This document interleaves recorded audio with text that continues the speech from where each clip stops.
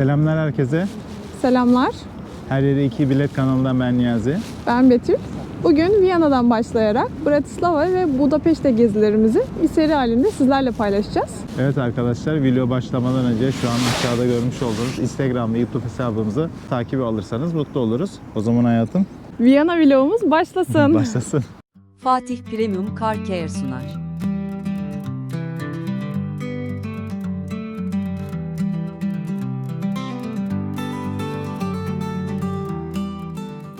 Evet, şu an arkadaşlar Viyana'da bulunan Anker saatinin önüne geldik. Bu saatin şöyle bir özelliği var. 12 tane farklı figür oluyor. Bu figürler de her saat başında değişiyor. Yalnız 12'de geldiğinizde bu 12 tane farklı figürün de geçitini görebilirsiniz. Bence gelirseniz 12'de gelmeye çalışın. Şimdi biz geçiti gördük, onu da ekliyoruz.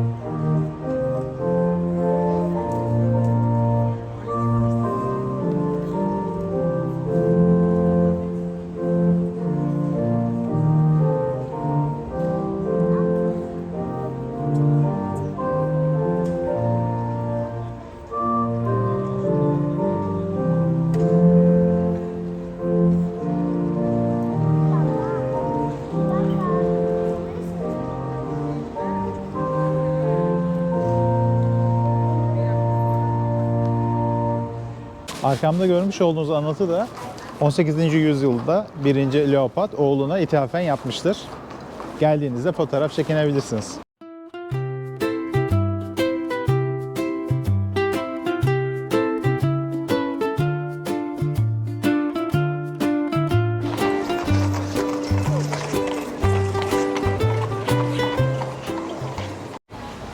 Evet arkadaşlar, Hard Rock Cafe'nin hemen karşısında böyle bir hediyelikçi bulduk. Buradaki magnet fiyatları normale göre bir tık daha düşük geldi bana. Şunlar 3,5 mesela. Şöyle arkada 3'e de var, 4'e de var, 6'ya da var. Şu an gözlemlediğimiz en uygun Evet. burası. Bu 3,5'luklar güzel mesela. Bir tane beğenip alacağız biz de. Şu da güzelmiş. Tam şey konsepti gibi şu an. Christmas öncesi ya. Aa bak, bu güzel bence. Bu Bunu farklı alalım. bence, bunu alalım. Evet. Evet. Siz de geldiğinizde bakabilirsiniz. Bu da bir Evet. öneri olsun.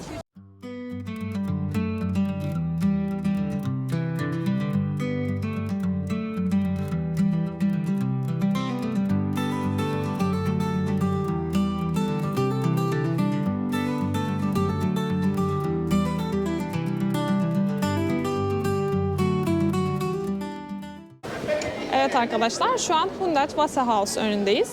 1980'lerde yapılmış. Adını mimarından alıyor.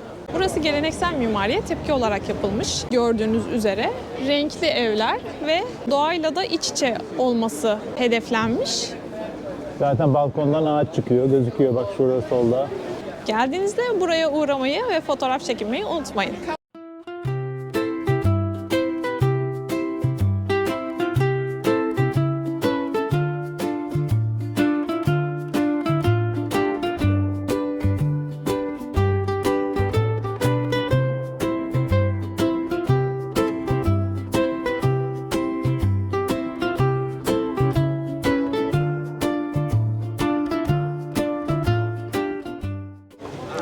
Evet, hemen evlerin karşısında da böyle bir pasaj var. Hediyelikçiler var.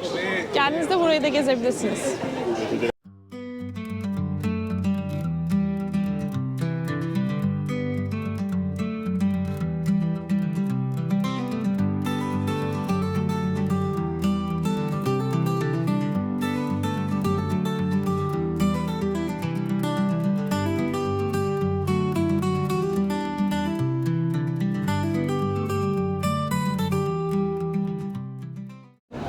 Evet arkadaşlar, şu an Schönberg Sarayı'nın önüne geldik.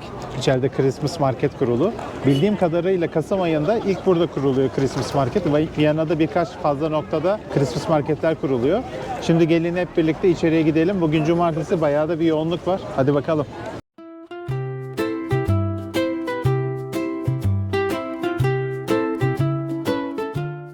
Schönberg Sarayı'na biletlerini de arkadaşlar girişte hemen sol tarafta bilet noktasından alabilirsiniz. Her bölüm için ayrı bilet almanız gerekiyor. Bahçelerin bir bölümü de arkadaşlar ücretsiz, bilginiz olsun. Hadi gelelim bakalım. Şu an sarayın içine giriş yapıyoruz. Bahçesindeyiz.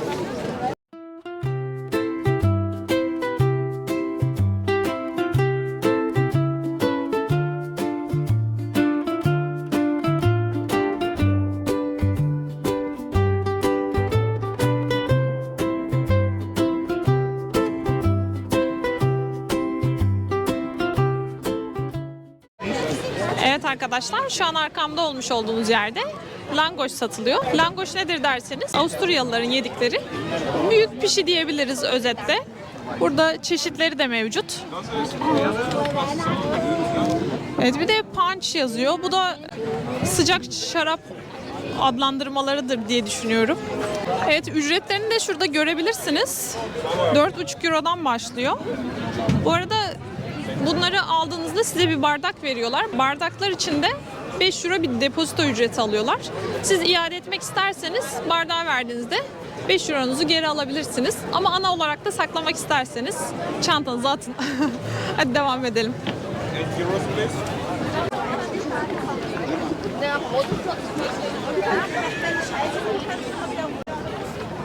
Evet, burada da İsa'nın doğumunu betimleyen bir minyatür kurmuşlar. Bu Noel'in olmazsa olmazı, yani Christmas pazarların. Her yerde benzerini kuruyorlar.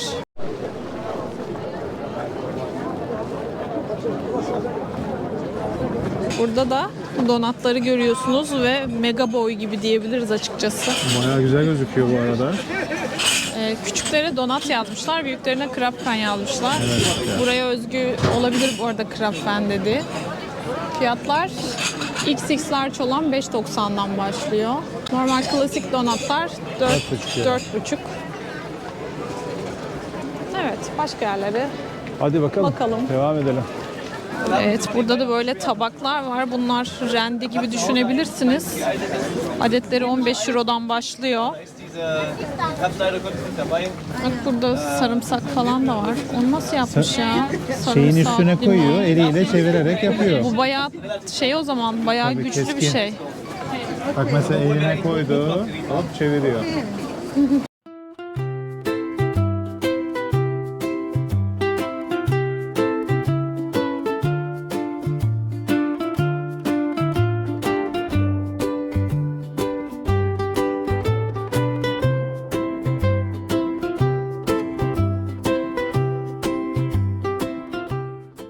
Bu bayağı büyük buradaki şeyler.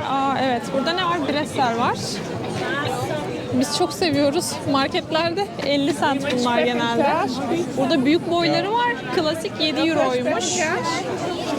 Ay, büyüklüklerine bakar mısın? Bayağı Çok büyük ya. Çam ağacına bakar mısın? evet, ağaç da güzel gözüküyor. Evet.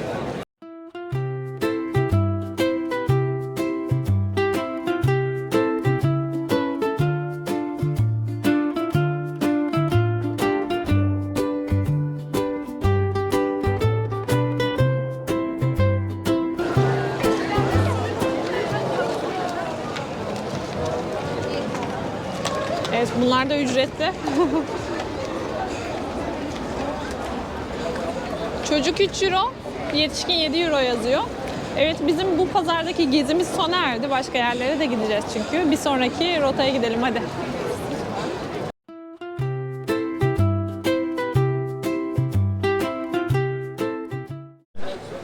Evet arkadaşlar, akşam yemeği için şinitsel yemeye geldik. Ama biz klasik figürlerin dışında orada rezervasyon yaptırmadık çünkü. Beklemeyi de göze alamadık. Ama geldiğimiz yerde yine bir sırayla karşılaştık. Şu an Ama hızlı şekilde alıyorlar. Schnitzel One diye bir yere geldik. Bakalım, umarım memnun kalırız. Yorumlayacağız zaten. Sırayı da görünce herhalde iyi olabilir diye düşündüm. İnternetten baktım aslında. Yine yorum çok fazla vardı burada da. Bakalım artık.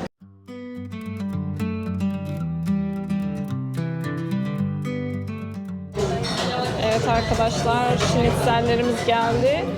Bu dana ve yanındaki meşhur Viyana patates salatası.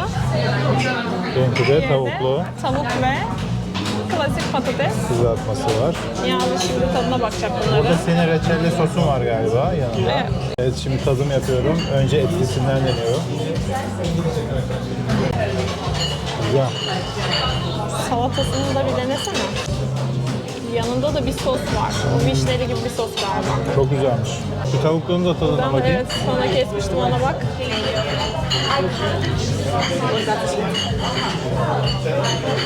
Evet, güzel. Afiyet olsun o zaman. Teşekkürler.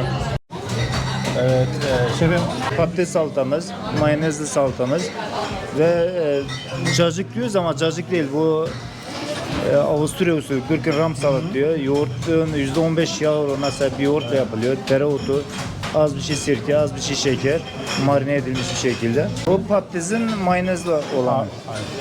Ve klasik Viyana usulü patates salatası. 9-10 çeşit baharat var bunun aynı şekilde. bunların ben tadımını yaptım bu arada, çok beğendim. Gerçekten Öyle mi? çok Afiyet beğendim. olsun, sağ ol. Özellikle et de tavuğu da beğendim. Evet. Tatlılık var ama hepsinde bir şeker var. Sırayla bunlar da mı? Bunda da var az bir şeker, çok az var.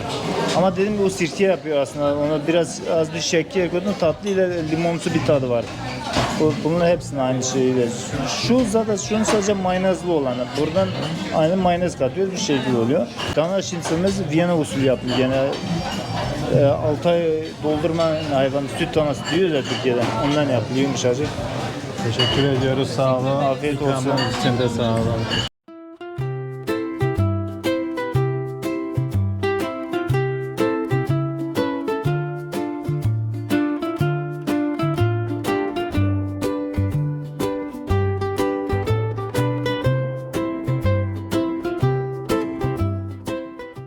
Evet, şimdi biz valizlerimizi bırakmaya tren istasyonuna geldik. Buranın Viyana tarafına bakan girişinde DM Market'ten örnek verebilirim. O girişten giriyorsunuz ve hemen alt kata iniyorsunuz. Yürüyen merdivenler var, şu arkada görmüş olduğunuz. Ondan sonra bu tarafa doğru geliyorsunuz. Şurada hemen kilitli dolaplar var. Burada da var. Biz 8.30-9 arası geldik bu arada. 9'dan sonra dolapların dolduğuna dair yorumlar vardı. Eğer bırakacaksanız valizinizi buna dikkat edin bence. Buradan hemen U1 metrosuna da aktarma yapılabiliyor. Geldiğinizde bakarsınız. Evet, şimdi biletimiz yazıldı. Evet, bizim kullandığımız şu boy dolap 3,5 euro. Bunun bir boy daha büyüğü var sanırım, o 4,5 euro. 2 kabin boy valiz ve üstünde de boşluklar vardı. Hani sırt çantası vesaire koyabilirsiniz. Ve tüm günlük fiyatı. Bu çok iyi bu arada, 3,5 euroya. Biz buradan otobüsle geçeceğiz çünkü. Biraz şehri gezmeye devam edelim. Hadi o zaman gidelim.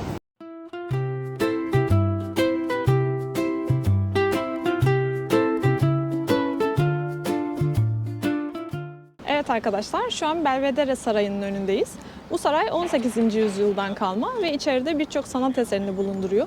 Özellikle Gustav Klimt'in birçok eseri mevcut ve en ünlülerinden birisi de The Kiss eseri. İçeriği ziyaret etmek isterseniz bilet almanız gerekiyor. Ve önceden alırsanız eğer zaman kaybetmemiş olursunuz. Geldiğinizde burada da alabilirsiniz ama yoğun dönemlerde biraz zor olabilir. Biz içeriye girmeyeceğiz. Böyle bir bahçesine dolaşacağız. Sizi şu an görüntülerle baş başa bırakıyorum.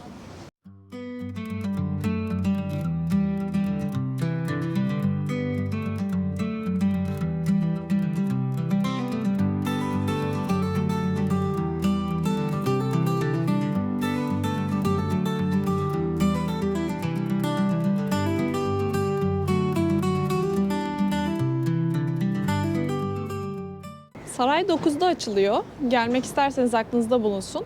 Onun dışında şu an Christmas dönemi olduğu için önünde bir ufak pazar da kurulmuş. Şu an tabii saat erken olduğu için henüz açılmamış. Yavaş yavaş açılmaya başlarlar. Devam edelim. Sarayın bahçesindeyiz şu an arkadaşlar. Çok güzel yürüyüş yolları var. Hadi gelin hep birlikte yürüyelim.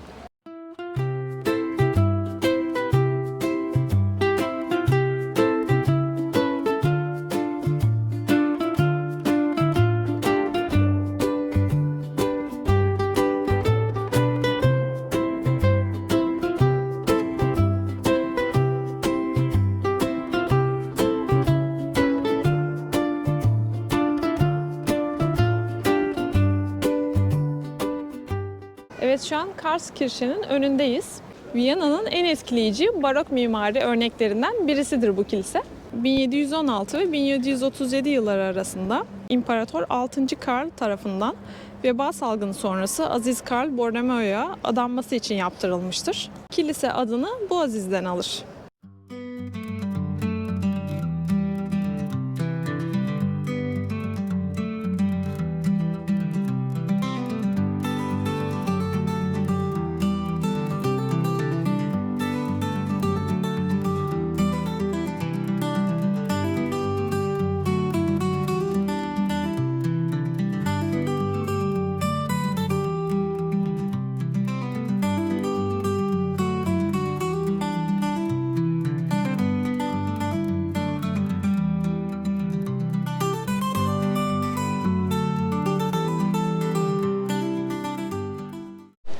Evet, şimdi kiliseden çıktık. Hemen kilisenin önünde de Christmas marketler kurulmuş.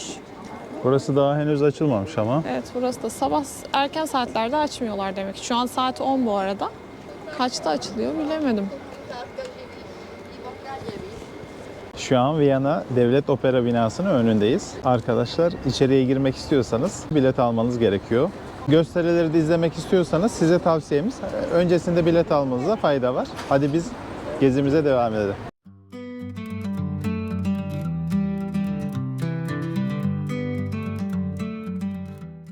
Evet arkadaşlar, Viyana'da popüler bazı yerler var. Önünde çok fazla sıra olan. Bunlardan bir tanesi de karşıda görmüş olduğunuz Sacher Otel'in kafesi. Burada niye sıra bekliyorlar derseniz, buranın popüler bir pastası var. Kakaolu bir pasta diyebiliriz. Açıkçası gördüğümüz üzere çok bizi cezbeden bir şey değil ve bunun için de sıra beklemeyi düşünmüyoruz. Ama sizin ilginizi çekerse geldiğinizde bakarsınız. Evet, insanlar şurada sıraya geçmişler. Bak, sıra şuradan başlıyor, şuraya Evet, kadar sonunda gidiyor. orada. Ve şu an saat 11 falan. Normalde daha da sıra olur yani. Erken bir saat aslında 11 baktığında. Evet, şimdi Albertina Müzesi'nin oradaki merdivenlerden yukarı çıkacağız. Şu taraftan güzel bir manzara oluyormuş Viyana Operası'na karşı. Hadi biz de gidelim.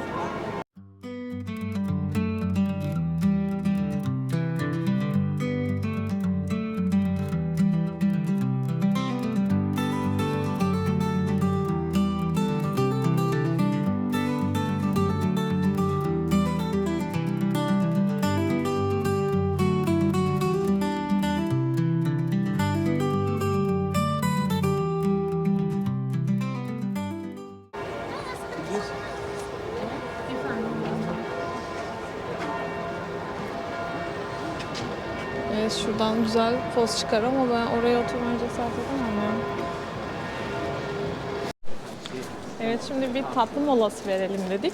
Buraya geldik. Sıra beklememek için. Sıra beklenen yerlere gitmiyoruz maalesef. Hadi bakalım girelim, deneyelim. Evet, şu anda bir tane apple strudel söyledik. Yanında vanilla soslu. Bir tane moka söyledik büyük boy Niyazi'ye. Bir tane de bana melanj söyledik. Moka'nın sütlü olan versiyonuymuş bu. Fiyatlarını da aşağıya yazarız. Buranın en ünlü tatlılarından biliyorsunuz apple strudel. Ben de bir tek onu merak ediyordum açıkçası. Bakalım nasıl, onun yorumunu da paylaşırız gelince. Evet, gelsin deneyelim. İçerisi de böyle güzel. Kekler, pastalar bize bakıyor.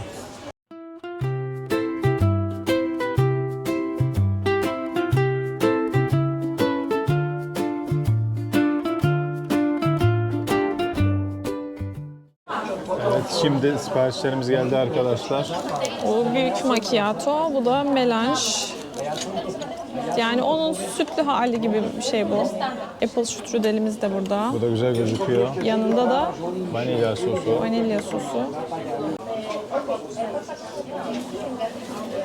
Cappuccino gibi aslında. Arkadaşlar bu yumuşakmış. Ben bunu çıtır sanmıştım. Kaşıkla bölünüyor. Burada bu sosu da kaşıkla koyalım. Nasıl yapalım? Bir bakalım. Oo, bu da katı bayağı.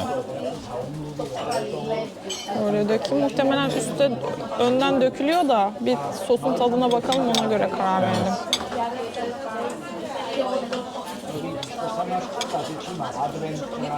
Evet arkadaşlar, şimdi apple strudeli bitirdik ama şöyle bir yorumda bulunmak istiyorum.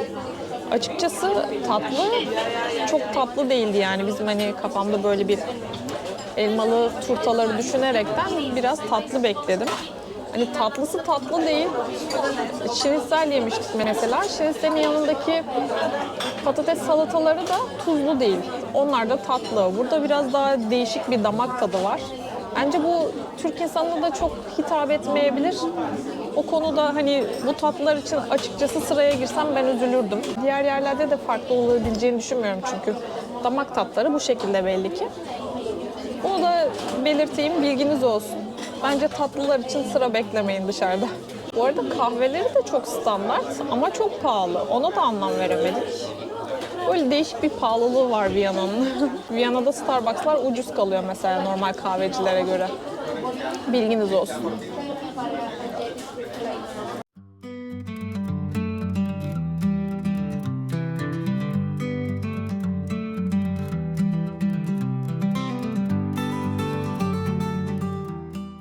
Evet arkadaşlar, arkamda görmüş olduğunuz yer Hofburg Sarayı. Burası Cumhurbaşkanı'nın resmi ikametgah yeri ve ofisi olarak geçiyor. Burasının içerisinde 5 tane müze var ve hepsinin girişi için ayrı bilet almanız gerekiyor. O müzelerde şu şekilde: Sisi Müzesi, İmparatorluk Odaları, İmparatorluk Hazineleri, İspanyol Binicilik Okulu, Ulusal Kütüphane, Efes Müzesi. Müze fiyatları 9 euro ile 25 euro arasında değişkenlik gösteriyor. Efes Müzesi'nin özelliği de şu şekilde: Türkiye'deki Efes'ten bahsediliyor burada. Zamanında oradaki kazıları Avusturyalılar yapmış ve bir anlaşma gereği oradan bazı parçaları buraya getirebilmişler. Bizim ülkemizden gelen parçalar burada sergileniyor. Bu arada müze ağırlıklı bir gezi düşünüyorsanız eğer, Viyana Pass diye bir kart var. Onunla da birçok müzeye girebilirsiniz. Onu da araştırın derim. Çünkü tek tek müzelere girdiğinizde ücretler biraz daha fazla olacaktır. Ayrıca müze ve şehir gezmek istiyorsanız bence en az bir 3 gün ayırın. Çünkü beklemesi, içeride gezmesi vesaire bayağı bir zaman alacaktır. Biz buradan devam ediyoruz.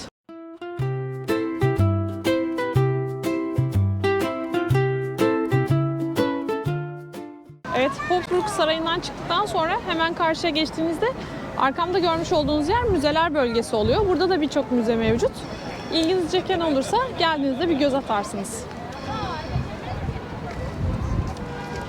Arkadaşlar, arkamda görmüş olduğunuz Yunan tapınağına benzeyen bina parlamento binası oluyor. Burayı ücretsiz şekilde gezebiliyorsunuz. Gelmeden kayıt yapmanız gerekiyor. Hadi biz gezimize devam edelim.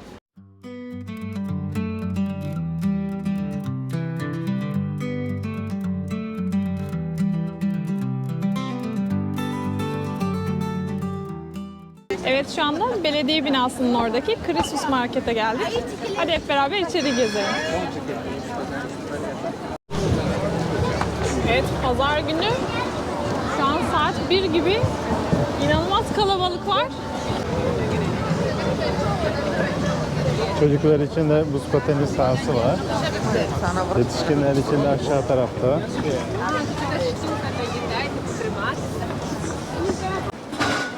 Evet, biz burayı akşam gezmiştik.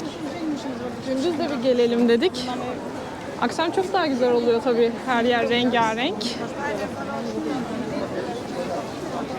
O her daim kalabalık.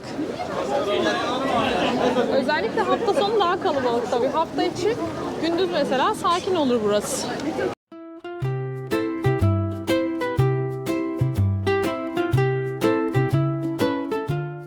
Arkamda görmüş olduğunuz bina belediye binası. İçerisine ücretsiz turla gezmek mümkün. Öncesinden rezervasyon yaptırmanız gerekiyor. Önünde hep böyle etkinlikler oluyor. Şu an Christmas pazarları var. Onun dışında başka belirli zamanlarda başka etkinlikler de oluyor. Arkamdan Noel babalar geçiyor şu anda. Seni götürecekler hayatım. Evet, hadi biz devam edelim. Evet, burada şarap içmeden de bardak almanız mümkün. Hemen şu şeyi gösterebilirsiniz. Şu karuselin oradan. Atlı Tarafa- karıncanın olduğu yerden Evet. sırtınızı Şu vereceksiniz. ortada şeyler var. Ortada şöyle top süsler var. Hemen onun karşısı oluyor burası. Hadi Biz bakalım. dün akşam bulamadık çünkü. Şu an buradan bardak alacağız. 5 euro fiyatları. Şurada da bir tabelası var zaten. Bardak çeşitlerini göstereyim. 25 cc.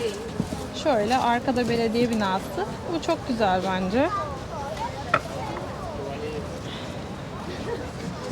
Burada da yine belediye binası var. Şöyle Christmas'la alakalı şeyler var. Evet, bir de şöyle beyaz var. Ama bence en güzeli şu içi kırmızı olan. Bence ondan alabiliriz. Evet, bu arada o beyaz bardak burası siyah. İçine sıcak bir şey doldurunca içi renkleniyor sarı sarı. O da güzelmiş aslında. Şunlar yok ama bunlar da güzel de onlar yok.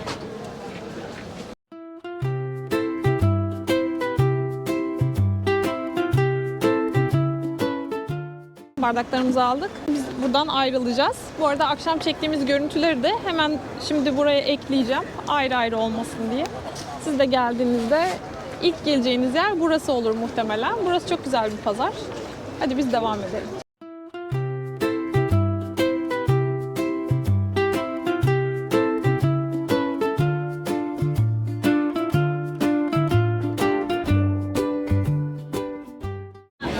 Evet, hemen girişte böyle hediyelikçiler var. Evet, bunlardan Schönbrünn'ün oradaki pazarda da görmüştük. Yine bir langoşçu var. Karnınız acıkırsa sıcak şarap var. Evet, bakıyoruz sırayla. Hep standlar benzer şeyler satıyor bu arada. Bardaklar kırmızı. Buradaki bardaklar daha hoş görünüyor bence. Her pazarın bardağı kendine özgü farklı oluyormuş. Burada tatlar var. Hayır, üstüne bakar mısın? 4.90'mış hepsi. Kruvasan da çok güzel görünüyor. Çok tatlı bunlar, tahtalar. Ay, inanılmaz güzel. Ve şunların güzelliği cam bunlar, ince. Üzeri elemeyi muhtemelen. O kadar güzel ki her şey.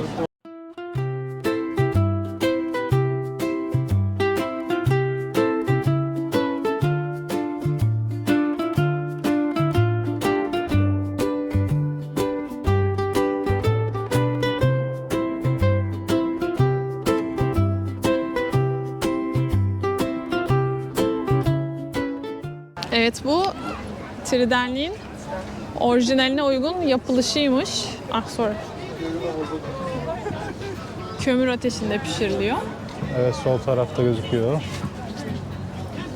Kokusu da çok güzel. Biz de alalım o zaman. Alalım. Böyle hamur üzeri şeker, işte badem, karışık bir şeye buluyorlar sos. Sos mu desem, işte baharat mı desem ne. Güzel. Şekeri bayağı geliyor bunun. Ben de bakayım tadına. Bak hemen. Evet, şekerli. Güzel değil mi?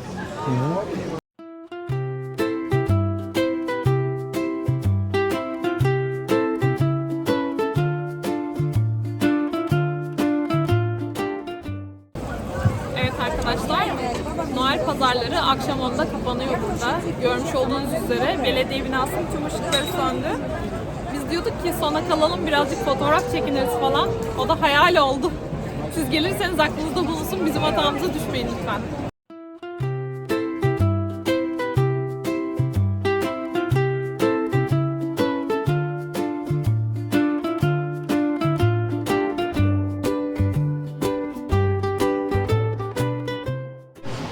Evet arkadaşlar, birçok yerde irili ufaklı Christmas marketler mevcut. Her adım başı görebilirsiniz, arkamızda görmüş olduğunuz gibi. Biz şu an devam ediyoruz.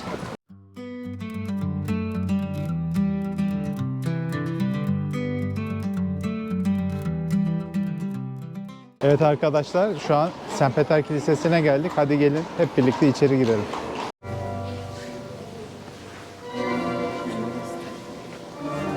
İçeride piyano restemi var şu anda.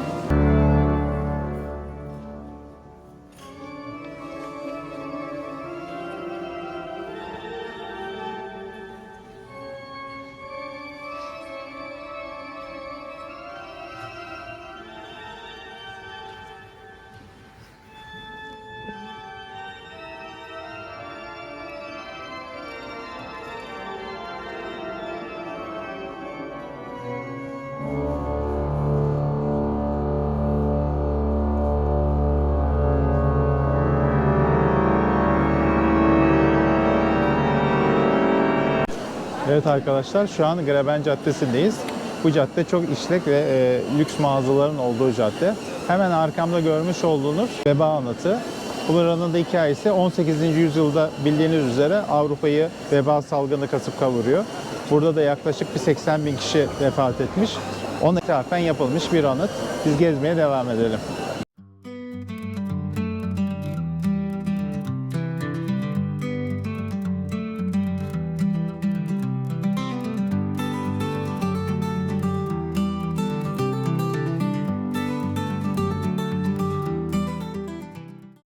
Evet arkadaşlar, tekrardan Şiniselvan'a geldik. Dün geldiğimizde çok memnun kalmıştık.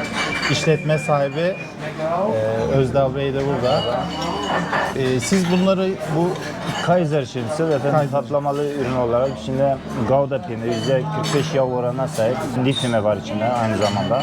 Mantar var, soslandırılmış mantar. Kaiser demek Türkçe anlamı imparator demek. İmparator şinitsel olarak geçiyor. şöyle göstereyim. İçini arkadaşlar Zaten peynir akmaya başladı bak. şöyle gösterelim. Tam benim tarzım. Evet, mantarlı. Şöyle gösterelim. Abi şaka yapmıyorum, çok iyi biliyor musun bu? Afiyet On olsun. numara. Demiştin size. Evet. Biberler var şimdi. Ayrı ayrı çeşit biberler var. Aynı zamanda yine Gouda peyniri, hindi füme. Bir de arkadaşlar burada yerel gazozları var. Baharatlı değil mi abi? bunun ismi? Andır'da evet. Avusturya özgü bir içecek. Ben de bunu denedim. Ben gerçekten beğendim. Evet. Brat kartoffel dediğimiz patates dilimleri. Bunu zaten dün denemiştik. Mayonezli olan. Bunu da çok beğendik Yani abi. Patatesin mayonezi hali. Teşekkür ediyoruz. Sağ olun. Afiyet olsun. Hoş geldin Sayın. Sağ olun. Evet arkadaşlar. Valla güzel bir yemek yedik yine. Dün akşam gelmiştik. Bugün de tekrardan riske atmak istemedik. Şinselvan. Valla çok memnun kaldım. Özellikle bugün yediğim Evet. mantarlı olanı efsaneydi. Evet, işletme sahibi Özdal abi de onları önerdi bize zaten. Evet, çok teşekkür ediyoruz Teşekkür ederiz kendisine de. kendisine. Bizi çok iyi ağırladı arkadaşlar. Evet. Tavsiye ediyoruz burayı. İyi Evet. bir insan, iyi bir esnaf, hoş sohbet kendisi. Geldiğinizde de bizden de selam söylerseniz mutlu oluruz. Evet, önünde biraz sıra oluyor ama Sıra bence oluyor. beklemeye değer. En azından güzel bir yemek yemiş olursunuz ve Türk bir işletmeci olduğu için çalışanların da çoğu Türk. Evet. Kolaylıkla iletişim kurabilirsiniz. Hadi biz devam edelim. Devam edelim. Viyana'nın bir de Kaiserschmarrn diye meşhur bir tatlısı var. Böyle keklerin parçalanmışı gibi düşünebilirsiniz. Meyveli vesaire. Genelde gelince onu yiyorlar ve bizi çok cezbetmedi. Burada mesela take away sırası var. Bayağı da Şöyle uzun. sıra oradan Evet. başlıyor, böyle devam Demer ediyor. meşhur burada. Bu take away sırası yalnız. Evet, hemen karşısında Stefan Katedrali var. Biz oraya gideceğiz şimdi.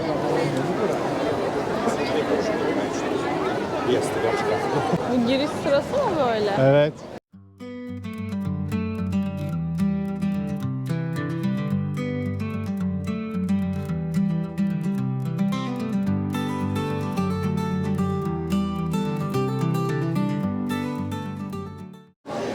Evet arkadaşlar, katedrale giriş ücretsiz bu arada ama 2 tane kulesi var, kuzey ve güney diye. Onlara ücretli çıkabilirsiniz.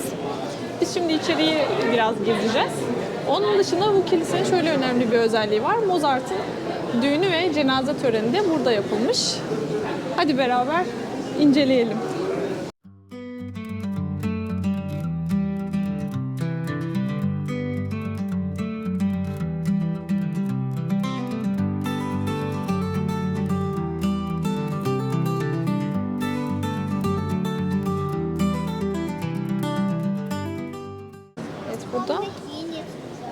var. 1 euro bağış yaparak siz de mum yakabilirsiniz dilerseniz.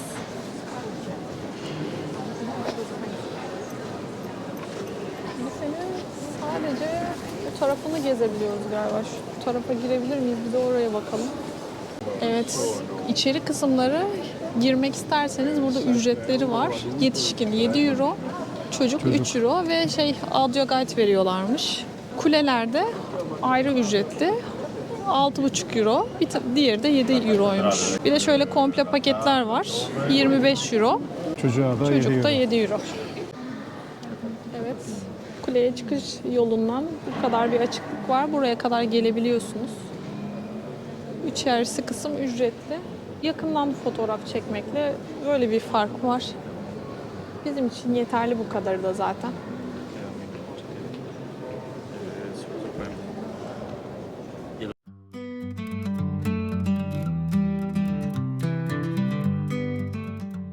Evet arkadaşlar, bir vlog daha burada sonuna geliyoruz.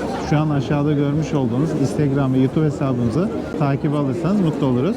Umarım sizin için faydalı bir video olmuştur. Bir sonraki vlogumuz Bratislava'da görüşmek üzere. Kendinize çok iyi bakın. Hoşça kalın. Hoşçakalın. Fatih Premium Car Care sundu.